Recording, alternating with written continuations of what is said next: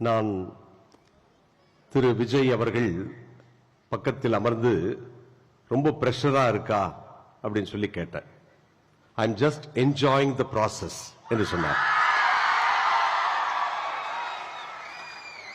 எப்படி நடக்கிறது என்பதை பார்த்து மகிழ்ச்சியோடு இதை கடந்து கொண்டிருக்கிறேன் என்று சொல்கின்ற ஒரு தன்மை மிக முக்கியமானது ஒரு தலைவருக்கு. அது அவரிடத்தில் இருப்பதையும், நாங்கள் பொன்னாடை போர்த்த வந்தபோது தலைகுனிந்து இறங்கி அதை ஏற்றுக்கொண்ட அந்த பணிவும் உண்மையிலேயே மிக பிடித்திருந்தது.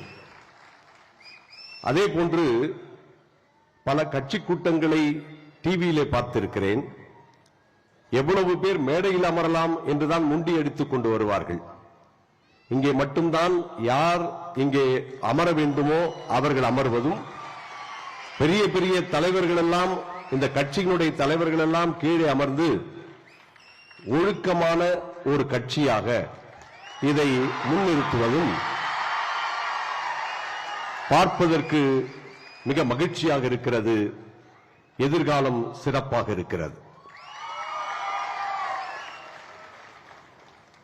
எனவே ஒரு தலைமை பொறுப்புக்கு வருகின்ற போது அந்த தலைமைத்துவம் என்பது பிறந்ததற்கான ஒரு காரணத்தையும், அந்த பிறப்பிலிருந்து பல பேருக்கு உதவி செய்யக்கூடிய ஒரு வாய்ப்பையும் வழங்குகிறது என்பதுதான் இந்த கிறிஸ்து பிறப்பு விழா நமக்கு சொல்லுகிறது. அதே நேரம் நாம் நல்லது செய்கின்ற போது அதை தடுப்பதற்கு பலவிதமான சக்திகள் உண்டு என்பதும், அந்த சக்திகளை தாண்டி தூய சக்தியாக செயல்படுவது என்பதும் தான் அழைப்பு என்பதுதான் இன்றைக்கு நமக்கு வழங்கப்படுகின்ற செய்தி.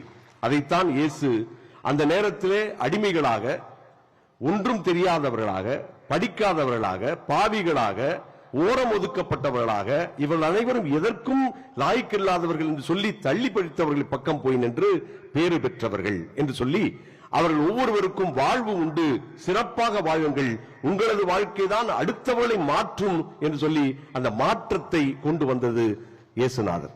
அதைத்தான் இன்றைக்கு கொண்டாடுகிறோம்.